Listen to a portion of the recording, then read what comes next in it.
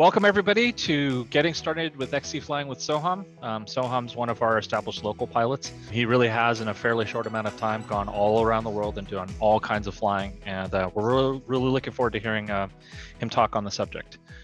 Soham, take it away. Thank you very much, sir. Sure. Yeah, good evening, everyone. And thanks, Takeo, for giving me this opportunity to share what I've learned about flying XC on hang gliders in the last couple of years. This talk is primarily aimed at hang 3s and hang 4s who haven't started XC flying yet, but want to start soon. But H2s should also find it interesting and useful when they're ready. In the first part, I'll talk about what skills are needed for XC flying and how to work on them without actually going XC. And in the second part, I'll talk about the XC sites that I've flown, most of them in California, but a few outside as well. So I apologize in advance to our viewers from outside California who will not have heard of these sites. Feel free to ask questions during the presentation.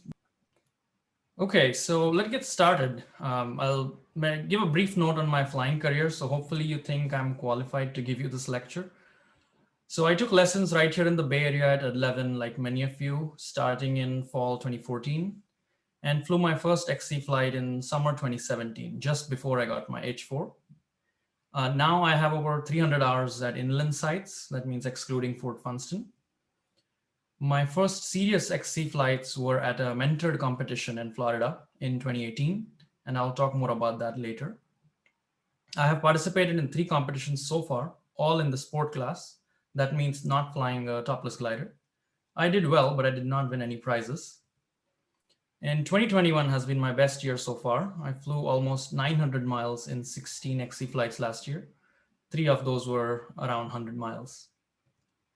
And this is my current primary glider. It's a beautiful Wilswing T3144. And it has made long XC flights so much easier, but only because I had developed my skills on my U2 first.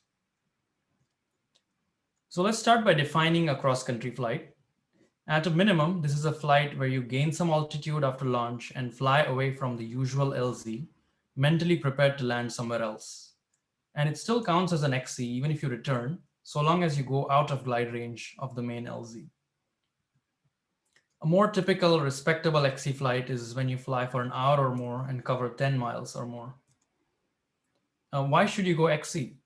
This is something you answer yourself, but for me, flying the same flight pattern over and over at the same place gets boring, and XC allows me to see new places, climb in new thermals, and add more unpredictability, which is exciting so long as it's safe. Ultimately, after you've been flying for decades, you may want to chase distance records as the ultimate challenge, but it's important to keep having fun and not get caught up in the chase. A word on when you can start flying XC. It really depends on your skill level, but an H3 who has flown 5 to 10 sites and can thermal reasonably well can definitely fly XC on an easy route where landing options are sufficient and known. And then you can slowly build up to more technical routes. So without getting too technical, let me mention the typical types of XC routes people fly. Open distance is the most basic one. You launch and you go straight as far as you can, and your distance is from the launch to the farthest point. But you can also fly a route which is not a straight line. These are usually planned ahead and are called tasks in competition terminology. A zigzag route is called a dogleg, and it typically has 1 or 2 turn points. And distance is measured perpendicular to the route, but only if you hit the turn points. It can seem like having a set route takes it away from the adventure aspect of the XC, but it actually adds more challenges, which are also fun. And it's also easier to run competitions when everyone is following the same route. The other 2 types of tasks are triangles and out and returns. And people try to set records at the site, state, country, and world level in all of these categories of tasks. So getting into the meat of the talk here, what are the skills you need to develop to fly XC that are not always needed when you fly locally? I'll go over each of these at a high level, but they could all be a presentation on their own. So how do serious XC pilots plan the exact or approximate route that they will fly? Well, it depends on where they can find enough lift to stay up for a long time and go fast, but also have good landing and retrieve options on the way if they do sink out. And you want to start by flying standard routes first. Ask local XC pilots like myself, and we would be happy to guide you on your first XC flight. You can also study these typical XC flights online on databases like XContest. This is an amazing resource that wasn't available until a few years ago. You also want to study Google Maps satellite view to visualize the terrain on your flight route to get a sense of the landing options, roads, and maybe thermal triggers too. Of course, when you're actually flying, things can be different, but if you're prepared, you'll be more relaxed and able to focus on staying up. It's important to make sure you're not flying through controlled airspace anywhere on your route, so you make sure to check beforehand. And one of the most important parts of planning an XC flight is to know the weather forecast along your route, since it'll affect what direction and how far you fly. Flying locally, you've only cared about the wind direction at launch and LZ, but for XC, it's good to know what the wind is going to do at different altitudes and how it might change throughout the day. It's also important to check if there's going to be rain or thunderstorms along your planned route. And if so, you can change your route to go around those. Finally, if it's a windy day or a day with strong and high thermals, it's well suited to go straight and far. On light wind, light lift days, it's a good opportunity to try zigzag or close tasks. Let's talk about thermaling skills for XC, both finding them and climbing in them. The best way to learn at an H3 level is to just try and stay up as long as you can in your local flights. And on a good day, if you can stay up, don't land after an hour because you've had enough or worried about landing suffering because you were tired from the long flight. Because this will help you develop physical and mental endurance for long XC flights, which will eventually be 3, 4, 5 hours or even more. Once you can manage to climb decently, you should play with your bank angle and airspeed while thermaling and develop sensitivity for different kinds of conditions and your glider's characteristics. On routine local flights, you should try to find thermals using cues like clouds, climbing birds and pilots, ground triggers, without relying on your knowledge of the house thermals. On XC flights, there will be no house thermals. Light days are especially good for refining soaring skills. So on those days, have patience and determination, and don't leave lift because you're not able to climb quickly, unless you're sure there is better lift nearby. On light days, you may not find any lift away from the hill. So practice scratching close to terrain, but don't push your limits too much and be safe. For longer XC flights, you'll typically have to deal with some turbulence. So on rough days at your local site, again, don't give up and land, just fly faster and stay away from terrain and learn to deal with the turbulence. Sometimes you fight it, sometimes you let the glider do what it wants before it settles down. Okay, let's talk about gliding next. When you're thermaling on an XC flight, you're always looking along your course direction for signs of the next thermal you'll take. A good gliding technique can not only increase your average speed, but can also mean the difference between getting to the next thermal or sinking up. It's important to know what speed to fly, depending on the conditions. This is the McCready speeds to fly theory. At the beginner level, having a qualitative understanding is enough. So you should know that for best glide, you need to speed up in headwind or sink and slow down in tailwind or lift to get the best glide. But you can be more aggressive and dive to the next thermal on a really strong day. That'll get you better speed. Conversely, on a light day, you want to be conservative, and staying up is the priority rather than covering distance. Another thing to keep in mind is that if your course direction is crosswind, you should glide upwind more, so you're zigzagging along the course line rather than drifting away from it, as thermals will always take you downwind. Another important trick is when you're in heavy sink for too long, you should change your direction by 45 or 90 degrees, and you're more likely to escape that sink band. Navigation is another XC-specific skill. And you can plan a flight, but from the air, it can be hard to stick to the plan without a GPS instrument. You also want to focus on staying up and not get distracted by the geography, trying to figure out your location. So even if you know the area well, without a GPS instrument, you're likely to zigzag on a straight line task and cover less distance. And for tasks with turn points, you definitely need GPS. So luckily, there are many variometer units available on the market with built-in navigation tools. You can load waypoints from a file, program the coordinates manually, and during the flight, the instrument will tell you which way to go and also the distance to your goal or to your starting point. Personally, I've used Navitor's Audi and Blade products, and they're really good, and they're the only ones on the market with a color screen. So landing is probably the most stressful part of any flight, and even more for XC flights, because you need to find a good LZ from the air. What's a good LZ? Well, it should be next to or have an easy access to a road, be large enough, obviously, flat or slightly sloped, but not uneven. And then you also need to know the wind direction and be aware of any upwind obstacles that can throw rotors on the LZ. So as you fly more sites with sloped LZs, you learn to judge the slope. What I usually look for are water channels because water always flows downhill. There may not be actual water visible, but channels and creeks are often greener than the surroundings. And you always want to land uphill unless there is a strong headwind on a slide downhill. So the other unknown is wind direction. So it's easiest to judge the wind direction by noting your drift as you turn 360s at a fixed airspeed. Many instruments can automatically calculate the wind speed and direction from the 360s. And you can also tell the wind from ground clues like trees, bushes, flags, water. How do you practice these skills?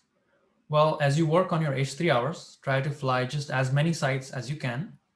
Different landing areas will give you different kinds of practice.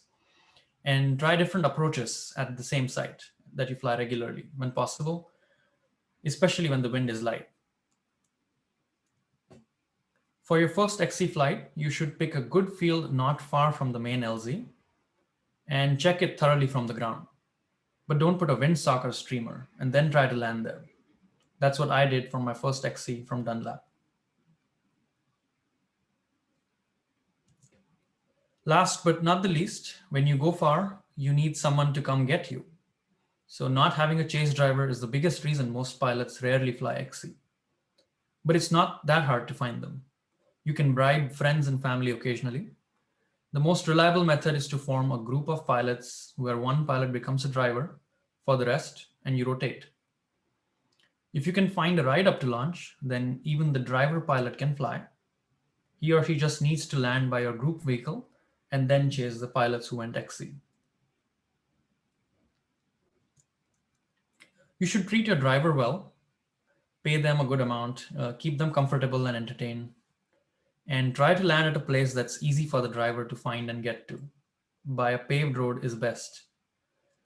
You should tell your driver what your flight plan is in advance.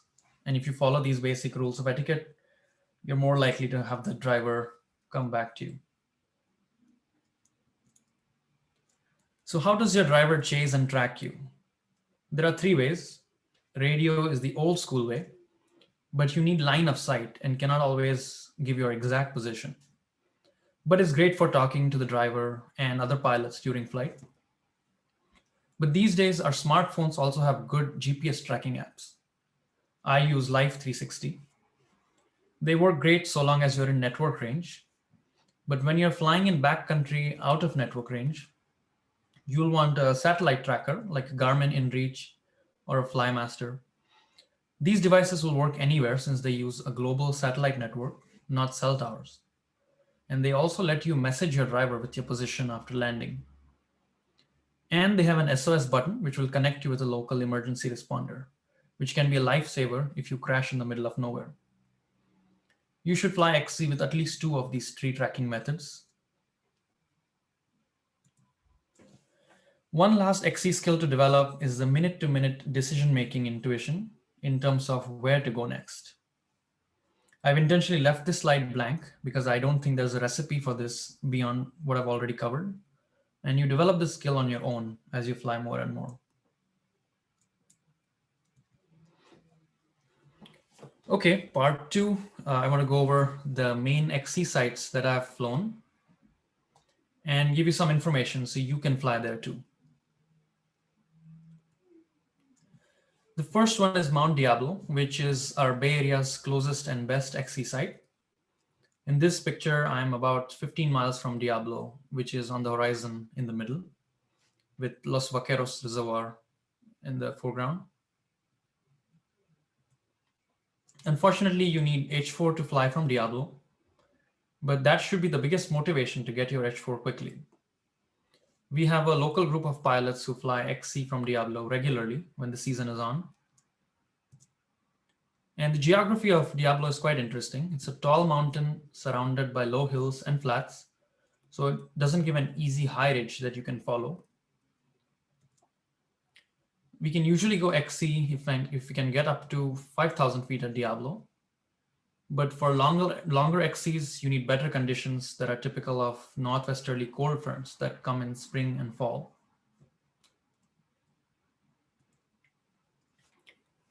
Here's a typical 50-mile flight from Diablo. This map view is from X Contest. The route goes southeast from Diablo towards Tracy and then follows the I-5 to Patterson, which is at 50 miles. The record flight from Diablo is over 200 miles long. And just last year, a couple of PGs flew 175 miles. So those are some challenging goals to aim for. So the first 20 miles over the hilly ground with few roads and landing options and a resort in the way are quite challenging. So you'll likely not go further than 20 miles in your first few flights. But as you do more XC flights here, you learn where to position yourself for the best lift while being able to make it to a decent LZ. Once you cross the Altamont Pass, the flight becomes less technical and you follow the eastern side of the Diablo range. The next site is one of the sites in the Western Sierra. This is a photo from an XC flight at Toll House last year. A lot of H2s and H3 pilots in the Bay Area will fly these sites like McClure, Dunlap, Toll House, but will rarely go XC here. Dunlap is actually a great XC site, so long as you can plan a route that keeps you in good range of landing options. Toll House is a bit more open. I would like to mention the informal competition called NorCal XC League for paragliders that is organized by Jug, who signed up for this call. I'm not sure if he's here. They will often fly from Toll House, and Jug has mentioned that he'd be happy to have edgies participate in this league. And we can definitely get a lot of information from him about what are the good routes to fly and join the league for driver carpooling too. Here's a sample flight from Toll House by a paraglider. You can see that the pilot is flying out west first from the higher terrain because there are fewer landing options there towards the flats. But then the pilot turns a little southeast and stays over the low hills for the best lift while still having some good landing options. I haven't flown this route yet, but I plan to try this year. When I flew XC here, I flew 30 miles almost straight west towards Clovis.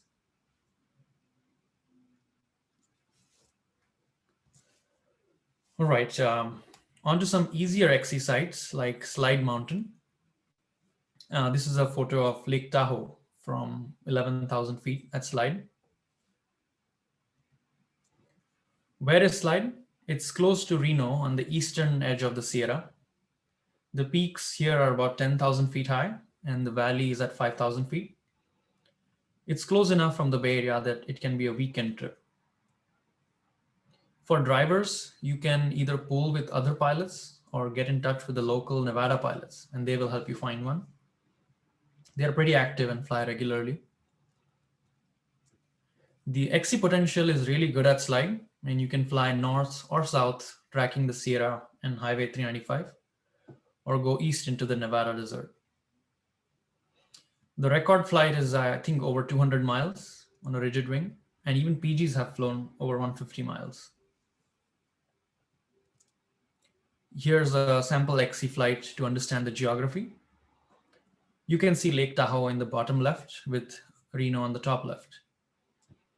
The pilot gets high after launch at slide and then crosses the Washoe Valley east and then follows the hills into the Nevada desert, tracking Highway 50 for an easy retrieve. I have not flown this route, but I have done a couple of short XCs going straight north or straight south along the Sierra. The south route is the most beginner friendly because of the easy landing options and high terrain that you can follow to stay up easily. This circle shows the Reno Class C airspace, which you need to avoid. Even though it's only 8,400 feet high, it makes flights going north a bit more technical. And in general, the Reno and Carson City area have a lot of air traffic at all altitudes, and you need to be extra vigilant here. Next up is my favorite XC site in California, the Owens Valley. Last year, I had 6 XC flights here, including 200 milers. The landscape you fly over is just unique and special and unforgettable. This site should definitely be on your list once you have some XC experience.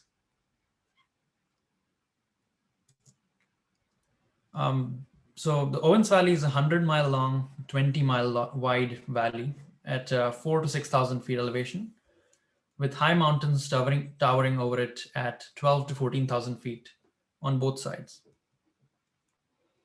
It's a 7-hour drive from the Bay Area, so you probably want to go for a longer 3 to 4 day trip at least. Because of the high altitude range, it's fairly easy to fly 50 miles here. The world record out and back flight of 222 miles is fully in the Owens Valley, and coincidentally, the pilot's name is Owen. Recently, another record was set here at 250 miles by Zach. You can typically get over 15,000 feet here, so oxygen is recommended. The thermals here can be pretty strong because they rise from the desert floor and they go pretty high. So you need to have some experience with flying in turbulence and strong conditions when you go here. Here's a map of the Owens Valley with my 3 flights from Memorial Day weekend last year.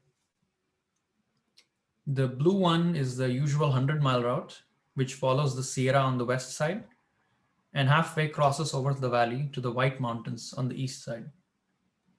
But you can fly many different routes here depending on the conditions. You can see the other 2 tracks are quite different from the usual route. There are a lot of good landing options along the highway here, but the mountains can be far away from the highway. So you need to stay up to have a good glide to the highway.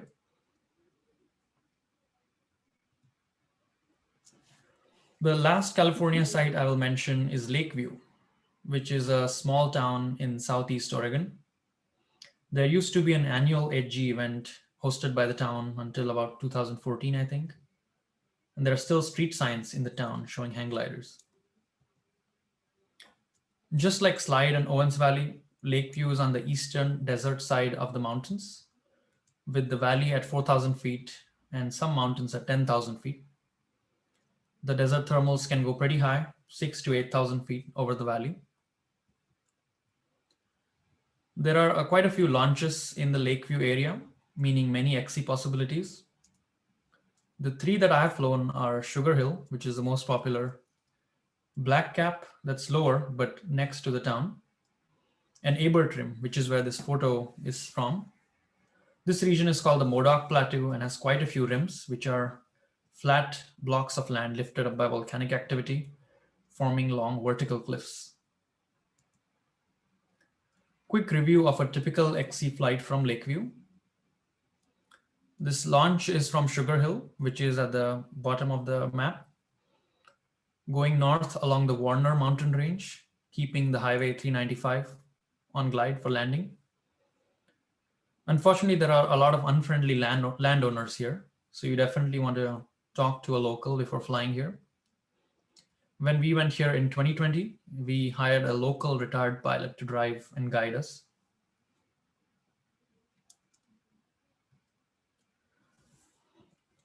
I have a lot of good memories of flights from outside of California, and many of them are XC flights, so I'll briefly talk about them.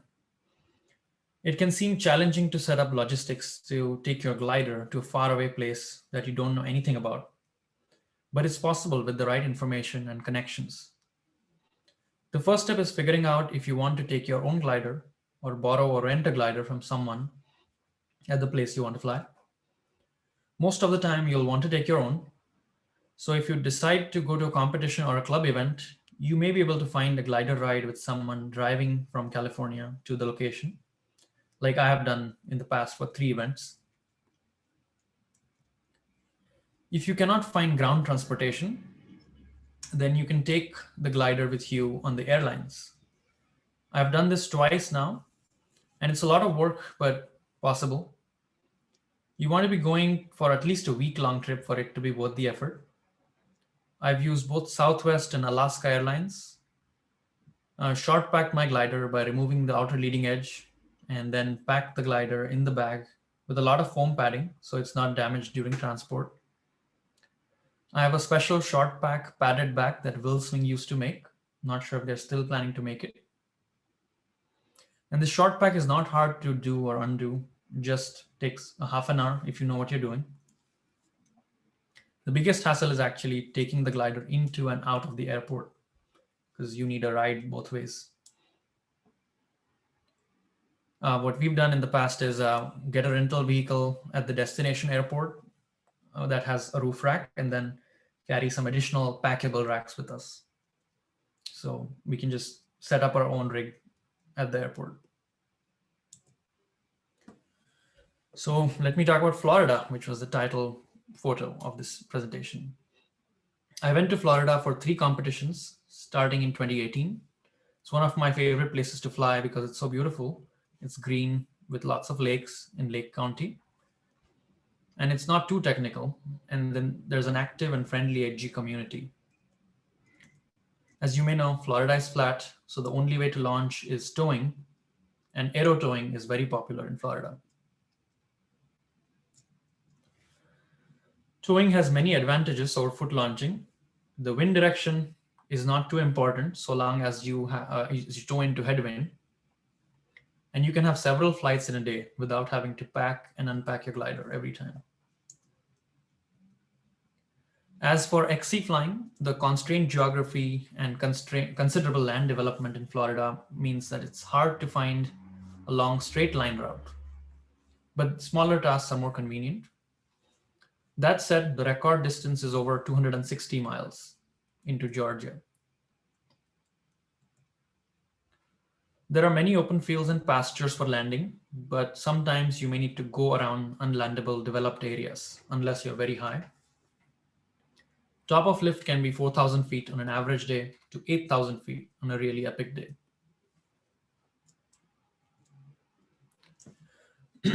The competitions I participated in are hosted by Paradise Air Sports in Willow Tree Park near Orlando, which is near Disneyland. But for me, the air park is way more fun than actual Disneyland. They provide comfortable rooms to stay or luxury camping if you prefer that. This April, they are hosting a mentored competition that I highly recommend participating in. If you've never flown XC or don't have an aerotow rating, you can just go a few days before and practice and get those ratings. During the event, you'll be guided by experienced pilots on radio. You'll also get really good ground school. And you'll get to fly with pilots from all over the country, maybe out of the country, learn from each other. At the same event in 2018, I was teamed up with Canadian pilots, and I'm still in touch with them. Having these connections is very useful if you want to fly outside of your home state. And Texas, I went there for a 5-day trip last year. It's also mainly flatland flying like Florida, but the Texas landscape changes depending on where you are. I have flown in an area roughly north from the Central Coast, which gets enough rain to be green all year, but Western Texas is more similar to desert conditions. Yes, you need to aerotow to fly XC in Texas, but you can get your aerotow rating there. I flew from Cowboy Up operation a couple hours west of Houston. It's run by Tiki Mashi, who is on the USHPA board of directors. On a good day, 50-mile flights are not hard here. Local pilots will routinely fly 100 or more miles in the summer. Of all the places I've flown, landing options are the most abundant here, and they are mostly flat, large fields, making it very comfortable to go XC at the beginner level even. And a lot of H2s regularly fly XC here. I should mention that there are a few other XC hubs in West Texas, like Big Spring and Zapata, which people use for really long flights, because there's usually higher top-off lift and better tailwind there. The world record open distance HG flying of 475 miles was set from Zapata. This is a map of all the 4 flights I had back-to-back from Cowboy Up. The wind was 15 miles per hour, but got weaker each day. And the top-off lift started at 4,500 feet on the first day, going up to 5,500 on the last day. So you don't have too much altitude to work with, but if you learn to read the cloud streets and you can work weak lift when you get low, then you can get pretty far. This area is mostly farmlands, and the big cities are spread pretty far.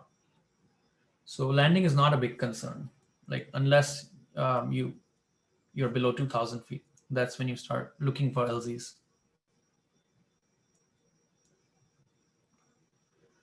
Let's talk about flying in Colorado. When I went there in 2020, we flew 3 different sites in one 5-day trip. But the only flight that was an XC flight was over the Sangre de Cristo Mountains near the town of Villa Grove. We did not have a chase driver, but we teamed up with some local pilots to get a ride up. Then whoever landed closest to the main LZ picked up those who went XC. But there's a fairly active local community here that you can connect with before you go. You can get pretty high here. 12 to 15,000 feet is common. So oxygen is recommended, although I did not use it when I flew. The XC routes here go north or south along the mountains. The current online record seems to be 110 mile out and return. PGs will often fly triangles across the valley. Well, that's all I had to present. I've got a question for you, if that's okay, or it might be a 2-parter, but Yeah, sure. like on those Texas flights that you took, did you have the airspaces lined out, or is it pretty bare in Texas? And then like would your Vario, like I use the Element Track, does that tell you to avoid airspaces when you're flying? Yeah, so in that part of Texas, I think the nearest airspace was 100 miles away. And my first flight, I got close to the airspace. But that was a pretty small one. The next big one is up north in Austin, which is 200 miles away. And that's a pretty big challenge to get close to that. But at least since we fly north to south, we don't encounter that many in that area of Texas. So it's pretty clear you have the freedom to kind of fly where you need to, or to follow the thermals. Yeah, most of the time, yeah. And your Vario can tell you airspaces if you program them ahead of time. Many Varios will come from with preloaded airspaces too. Oh, that's awesome. On that map of the tracks you showed that you did those 4 flights in Texas, the 3rd flight in from the left looks like you had a little bit of a red squiggly line not too far from the LZ, so it looked like a pretty good low save. Yes. I think what he's talking about is this little wiggle here. And that's actually one of the things that sometimes if you're just brave, you can get lucky too. So I was just like about to go down, but then I turned sharp right because the LZ looked better there. And as my luck would have it, that's where the best thermal was. I'd like to just throw out a couple of other things that might be helpful for people to think about in terms of equipment and kind of preparedness. I've found that maybe 30% of a good XC flight is actually having all of your gear work at once. Yeah. And you've got your Vario and and your radio and your tracker, and maybe you have oxygen and all of this stuff. And if you don't ever actually fly with all of that stuff on your glider until the day you're deciding to go XC, you almost certainly won't have it all work. You've got to be, your boom mic will not work, or your push to talk won't work, or the radio will be squelched out. You've got to practice when you're flying at Mission or at Levin or wherever you routinely fly with that stuff, if you hope to have it work when you need it to work. Completely agree. I had not done this actually in the Owens Valley, and my first flight there was horribly uncomfortable because things were in the wrong place or not working. Yep. I'm gonna second that emotion. So I'm an H3, and I've had some really good flights. One that was over 2 hours, 2.5 hours, but I still really haven't flown cross country. But when I bought a new Vario, after I got past my beginner Vario, I did buy the Navitor Blade, which is way more Vario than I need right now. But I looked at it this way: some of the other really good Varios that are out there on the market, they're still in that middle price range, about $400 to $500. So my logic was, why not buy a Vario that you're not going to grow out of? And the Navitor Blade has everything, includes airspace, GPS. I did learn how to set up the screen so it's set up for cross country, so I can get used to looking at it. And I was pretty lucky I actually lent that Vario to a visiting pilot for a comp.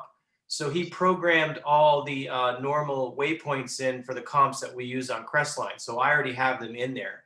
Now I just have to get used to reading it and looking at it, because primarily I just listen to it when I'm sight flying. Mm-hmm. Well, all hang gliding is a lot of a head game. And when something goes wrong, when you don't have communication with your chase crew and you're worrying the whole flight about how you're going to get home, it can't help but really get in the way of flying. And my best cross-country flights have always been those where, my ground crew is urging me on, and I've got good communication, and I know I'm not going to be stuck in the desert all night. And it just makes such a difference when stuff is working. But that's a practiced thing. Like I was saying, it's not just about how skilled you are in centering in a thermal. It's, can you make all your gear work at once? Yeah. As a really good look at what that includes, if you go to the Wills Wing website and you look at the Owen Morse video, I believe, of his record flight, there is a posting of his checklist. And his checklist reads as somebody who is just starting to fly on day one to his advanced level.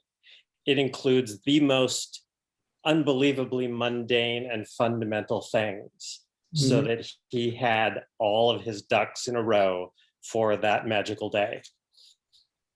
So you said Zach broke that record. I didn't hear that. Well, Zach's record is more open distance, not an out and return. Oh, gotcha. So the challenge with out and returns is you will have headwind in one of the legs, or you might be in crosswind. Open distance is more take the tailwind, go as far as you can. Yeah. You didn't mention anything about drop streamers as a wind indicator for landing. It's something that I fly with, but it's not everybody does. What are your thoughts? Yeah, I've actually never used them, and I don't think I've crashed ever because of misjudging the wind, but they can certainly help. It's just one more thing to carry and worry about. Yep. If you get good with judging the wind with other techniques, then you'll not have to rely on the streamer. Do you fly cross country with a drogue chute, and do you think it's critical for cross country? I think it's helpful, especially if you're flying places with smaller LZs. I don't have one. I do have space in my harness for one. Maybe at some point I'll use one. So far, I haven't felt the need. I can always find big enough LZs. But more than almost any other piece of equipment, that's one you darn well better practice before you need to use it. Of course. Mhm. So Soham, do you ever carry any like survival or first aid gear when you fly? Actually, no. I just rely on really good tracking and my retrieve finding me. Um, I I think I do have a few band-aids in my harness and enough food and water, but not the survival equipment. I generally fly with a space blanket. Mhm. I have paracord, just like I fly with a $50 bill stuffed in my harness just in case I need to figure out how I'm going to get home and have to ad lib it. Right. Water, obviously critical. A hunting knife, a few other things like that in my bag. Yeah. Yeah. If you have like 2 or 3 different ways of tracking, then unlikely you need this. But of course, if you have room, then why not? Yeah. Oh, and a water purifying thing. I want one of those pumps that I can pull water out of a stream with. Mhm. Yeah, and that's another argument for always flying near civilization, following paved roads. Maybe you can set some records by flying in the middle of nowhere, but that's the risk I don't want to take. So you mentioned one of the sites that there were some unfriendly landowners. Like, how do you go about dealing with that? Just nice and calm voice. Hey, I'm gonna pack up and leave. Like, Right. Yeah, actually, that's another XC skill: how to deal with landowners when they come to you. Yeah, that's the approach. Like, you act humble and say, I'll leave as soon as you need me to, or if you can let me pack up first, I appreciate that. And That's what the $50 bill is for. exactly, if you've accidentally damaged anything, then you should offer money to compensate. But I have never met one of these unfriendly landowners. Actually, from Diablo once, a couple of guys with guns came up to me, but turns out they were just rabbit hunting and they were very impressed by my flight from Diablo. But I know some people who have had trouble and had the cops called on them. But it's completely legal to land in an emergency. Well, all hang glider landings are emergency landings, so it's not trespassing. But it's important to be polite. Yes, it is, Soham. It is trespassing. It's Well, a at least in gray. Colorado, it's trespassing. Sorry, what? In Colorado, it's trespassing. Is that Yeah. Andy? Yeah. Yeah. I mean, I know there's. I think that's just not true. I mean, they first of all, it's FAR 103, so you're an ultralight vehicle. You're not an aircraft. And well, it's an unpowered vehicle. but it's in any case, I don't know. I went in front of the DA and he's like, yeah, trespassing. So I don't know what to tell you. I think this whole thing where it's not trespassing if it's an emergency is not. Well, I mean, I have discussed this at length in the competitions, and no one has had this trespassing charge specifically on them. Yeah. Except, for example, once one guy took his glider out and then went back in for his harness, and that counted as trespassing. in Colorado, it says if you are on somebody's land, marked or not, doesn't matter. It is third degree. It's second degree trespass. If it's agricultural land, it's third degree criminal trespass. Okay, I tried to bring guess- up. yeah. I tried to bring up the fact that it was an emergency, and he's like, "Well, you chose to take off, so it wasn't an emergency." I mean, maybe you'll spend a lot of money on a lawyer, and maybe you'll get out of it, but effectively, it was still illegal. Well, okay, then maybe it's Colorado specific. Best to know. Yeah, I can only speak for Colorado. Yeah, it's good to know the environment that you're going to be going into. Know thy enemy, know thyself, right? Yeah, I mean, of course, if you have to land, you have to land. It doesn't matter if you have to do 10 hours of community service, but Right. Yeah.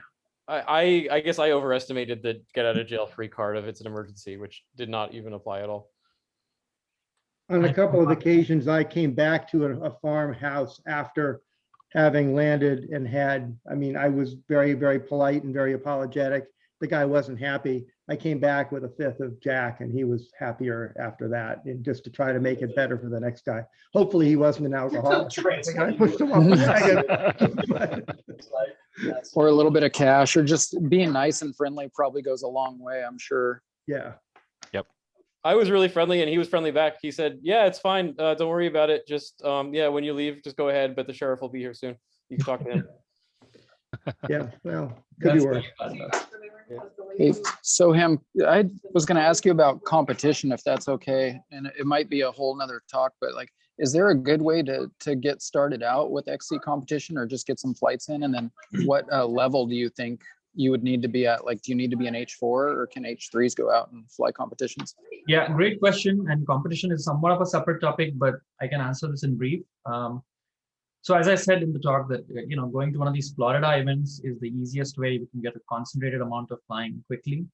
They also have XC clinics, and you can get your aerotour rating, do the clinic, and right after that you could also do this mentored competition. And you don't have to really feel the stress of the competition if you don't want to. You can just try to do your best on a given day and get the most you can out of the mentoring and the teamwork. And it's happening in April, so I can share the link on the Fledglings group if people want to. That would be great. Yeah, thank you. Yeah, there's also a bunch of questions on the chat. I don't, Takeo, do you think it's worth going over them so everyone can? I think if people really want to ask, they'll hop on and ask. Okay, then I won't go over them. If people want to discuss this more, we can do that. By all means, to the audience, if you have questions, speak up. This is your opportunity.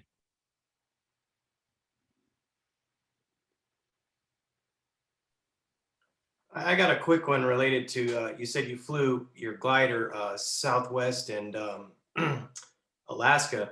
I mean, how do you even start with that? Like when you reserve your tickets, and who do you have to call, and what do they typically charge? Because you're still like, what, 12 feet long with your short pack? Yeah, so great question. Southwest and Alaska both have, I think, sports equipment they take as checked-in baggage. It's part of their policy. You don't really have to call anything you can book beforehand if you want as oversized check-in baggage. I think it didn't cost much, actually. It was $75 one way. But when you do go into the airport, it does take some convincing to the agents to permit you, or for them to take such heavy equipment. But I've never been denied. You just have to go like an hour or two ahead and do your best to tell them that you've already done this before and it's possible, and it's in their policy that they take baggage up to this size. So they should. I think the only problem would be if like 5 people showed up with gliders, then they may not take all of them. You had mentioned that you had the padded short pack bag. Just for everybody's a tip, Alfredo Gray, that used to work at Will's Wing, he's doing his own sort of canvas operation, making various types of bags and also cocoon harnesses. So he posts on the Facebook pages. It's called Gray Fit. So you can go to his website, and he may not specifically show the short pack bag on there, but he is making waterproof bags and regular glider bags. So like, I'm 100% positive if you shoot him an email, he can build you a short pack bag if you want one. Yeah, and you just take a 5-gallon bucket, and a plastic bucket from Home Depot, and basically slide it over each end of your glider to prevent the ends of the tubes from getting, ovaled out if they drop the corner of the glider down. And I mean, baggage handlers are not awesome when it comes to your equipment. Do check it out carefully when you get it to wherever you're going. The tubes are not very thick wall. Yeah, you should do as much as you can to protect the glider. Out of curiosity, do you pick them the same place as like the carousel with the all other bags, or somewhere else? Well, there's always an oversized baggage. Baggage claim. Yeah, there's a pickup area, or they may send you to the cargo bay. Yeah, that's never happened. They've always brought it to the oversized area, but it's a pain to get it out of there. They don't fit on these carts, so you may have to use like 2 carts, improvise something. I think you touched on it, Soham, but leaving the nest is hard in cross country. The first time you venture out, realizing you're not going to land in the LZ you've been landing in all the time. And there's a whole psychology around actually breaking that connection with the old LZ. And part of it is, having a plan, right? And having it, or maybe having somebody your team flying with. But maybe you could, tell us what your experience was the first time you ventured out from the Yeah, standard LZ? it's actually exactly what you said. It's mentally breaking that invisible cord that connects you to the LZ. And I think my first pre-XC where I did not know, I mean, I did that XC at Dunlap where I landed at a field that didn't have windsock. But my real XC was at Slide actually. And there I was at what, 12, 13,000 feet. And I just looked at the main LZ and said, I've landed here so many times. It's not going to be any more fun just doing that one more time. I have the altitude. Let me just go north and land there, see how far I can go. Yep. And I had looked at the map before, so I knew that west of Reno, there are some landing options in the valley. So yeah, I just went north and found a good LZ in the valley there. Didn't have the best landing, but I was really happy that I'd finally done it. Finally, did not feel like I was tied to the main LZ. My first time doing XC, I got towed up to a point where there was no way I was going to make the LZ. So I was like, oh, I guess I'm turning south. And, the good part for me personally, though, is that I had flown that route in an airplane as a solo student pilot. So I knew the terrain really well. Right. And that actually definitely helps, is like really knowing the area. And it gives you a sense of security. But like, yeah, cutting the rope, it's like a significant barrier, because I remember looking back at the spot I'd taken off from and knowing that there was no way I was going to make it back there. So no matter what happened, there was no way I was going to make it back. So like after that, having the decision to turn south, it's like, okay, well, you just got to do it. But after that, it was much easier. It wasn't quite so hard to deal with once you sort of make the decision, go with it. Yeah, you just need to do it once, and then it becomes like pretty obvious Yeah, there's nothing really special about the LZs we always land in, other than we always land there. And Yeah. that's where the beer is. Well, what about the ground cover and everything? Like when you're coming in, if you're at 1,000 feet, does it look a lot different than it does when you're, flying right over the top of it? What do you mean by ground cover? Like sometimes when you're flying up like at Hat Creek and you're a couple thousand feet up, I mean, at best, everything looks like a good LZ, but when you get down low, there's rocks and brush. Is it hard to judge? Yeah. So that's a great point. Part of it is just doing your background research before flying in a place. Like a place like Texas is unlikely to have rocks in the field, versus if you were in Hat Creek or one of these eastern desert sites, then likely to have rocks or bushes. So that, unfortunately, you cannot really tell until you're like really low. And in those cases, it helps to be able to flare to a quick stop without many steps. But the other thing to do in preparation is to check for LZs beforehand, where there'll be no rocks. And this is just local knowledge. You can talk to local pilots and they'll tell you the most safe LZs are. I'll just also add that you should never extend your glide to the point where you're just going to like turn into the wind and land.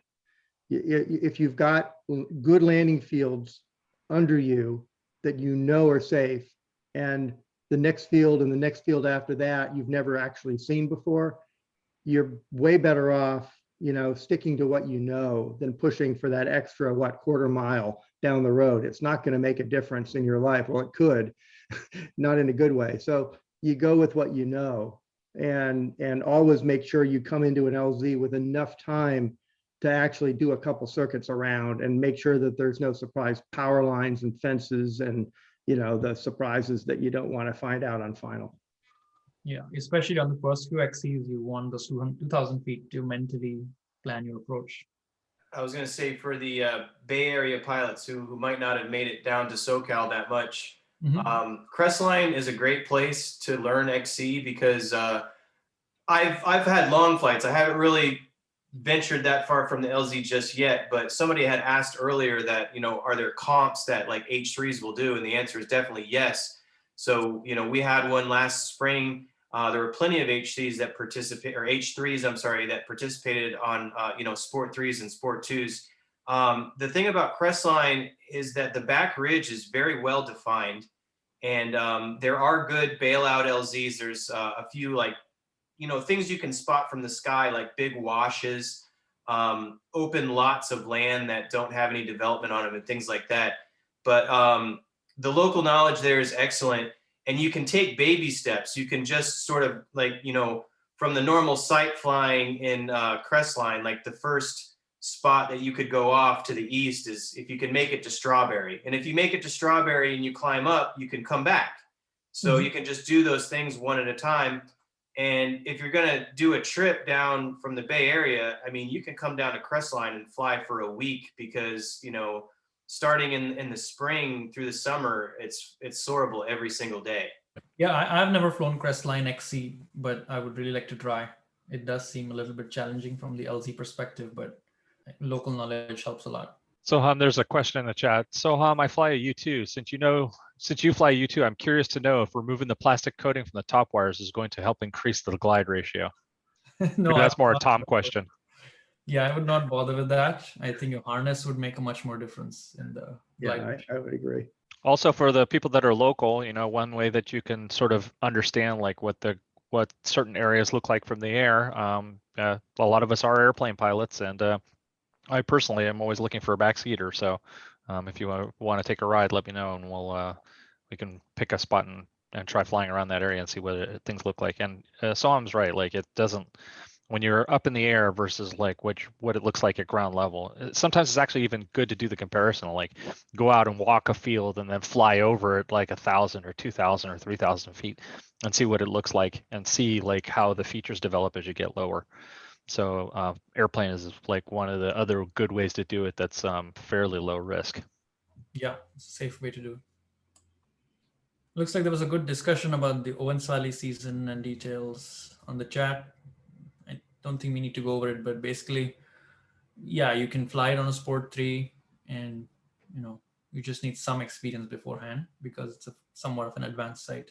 Soham, I've got a question for you, and that is how much did Don Burns' talk influence you? It's hard to tell because around that time, I'd already started my own planning and preparation and was talking to other people too. Mm-hmm. But I think it definitely helped a lot to get just a mental picture of what is involved in flying there. And that was very helpful. You know, there were some aspects that were fairly new, like getting that high, or with all the landing challenges like the lava fields and sagebrush and all that geography. Density, altitude. Yeah. So all of that felt a little more not unsurprising after having listened to Don's talk. Yep. For those of you who don't know, we actually have a whole talk on the Owens Valley that is in the YouTube link that we posted in the chat. Soham, thanks very much for your time. Excellent talk. Yeah, thanks for organizing it. I was happy to share my experiences. I'm looking forward to whatever you have next. Same with you, Tom. We're looking forward to whatever you got next too.